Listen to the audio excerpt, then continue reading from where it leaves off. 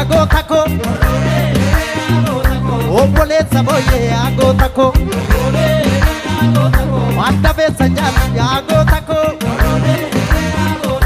obboleessa kolee agota ko yaagidee